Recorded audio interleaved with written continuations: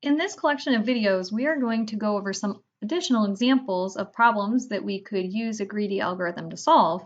We're going to actually look at two different problems and try to determine whether or not a greedy strategy is actually the optimal strategy. The first one I call Harry Potter and the Holiday Hullabaloo, patent pending. Now, what we are to envision for this particular problem is that we have a series of people. It's the holiday times. They've been purchasing gifts for everyone, and they've been going in on gifts together. So let's say Tom and Ernie were collectively buying a gift for Harry, and Ernie goes ahead and just buys the whole gift for Harry and then says to Tom, hey, you owe me 15. That'll take care of your portion of the gift. And so we have this arrow from Tom to Ernie to indicate that Tom owes Ernie 15 units here. And we have those arrows all over the board because it was the holidays times and it was crazy and everyone was buying these team gifts for everyone else. But now that the holidays are over, it's time to settle the debt. And so we can see from this diagram, if you stare at it for a little while, that there are some ways that we could make some obvious improvements. So for example, if we come over here in between Severus and Tom, we realize that Severus owes Tom some money and Tom also owes Severus some money. And so we don't need Severus to give the exact amount of money that he owes to Tom and Tom to give the exact amount of money he owes to Severus. We can just change this with one arrow to say, instead of me giving you 10 units and you giving me 35 units, why don't you just give me 25 units and we don't have that silly exchanging of money. Similarly, if we take a look over on the other side of the grid, we see that Harry owes Albus 35 and Albus owes Ron 35. Those are the exact same amount of money. And so why don't we just make this a more direct exchange and have Harry give the money directly to Ron and entirely cut Albus out of the picture there. And that's another improvement that we could make. And so the question becomes, just how many improvements could we make? Are these the only types of improvements? Is there a way that we could do better? How do we create a diagram here about who gives money to whom that settles everyone's debt and gets them the money that they deserve, but does so with the fewest exchanges of money? So that's the question that we'll be examining today. So it takes a little bit of thought, but it's not too bad once you've gotten started on it. The first step in solving this question, how do we settle the debts with the fewest exchanges of money possible, is we go around looking at the diagram and we compute everybody's net debt or credit.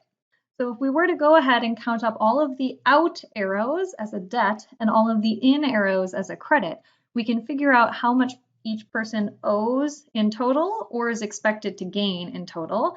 And I've computed those values for you right here. And the first step of the algorithm is, let's settle the biggest debts and the biggest credits first. So let's look at Severus since he has the largest debt and Ron who needs the greatest credit. And let's do a large exchange of money between Severus and Ron. Let's have Severus give all of the money he owes to Ron. And what that does is it eliminates Severus's debt entirely and it changes what Ron is owed to something much less. And so we've made a big improvement here.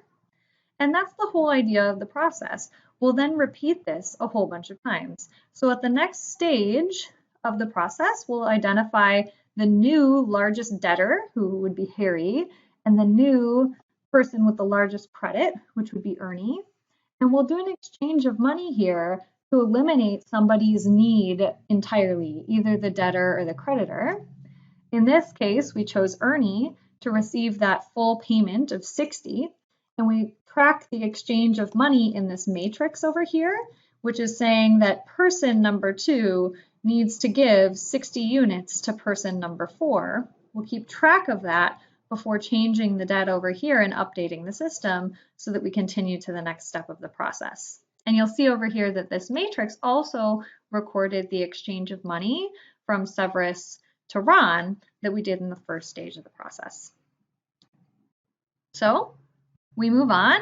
Our next largest debtor and creditor goes to Tom and back to Ron.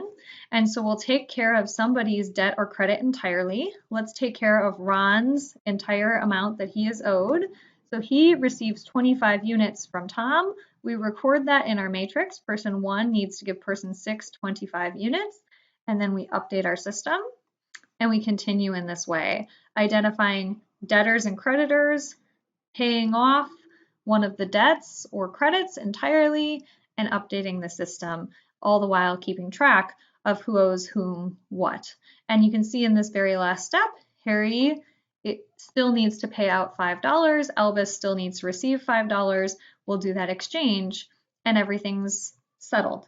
All the scores are settled, and we know exactly how everyone should pay. So if you take a look at what the original diagram was like of who owed whom what amounts of money, it has something like 10 different arrows for monetary exchanges, and we move to this updated version, which is certainly more optimal because it only involves 5 exchanges of money. So we've made a significant improvement.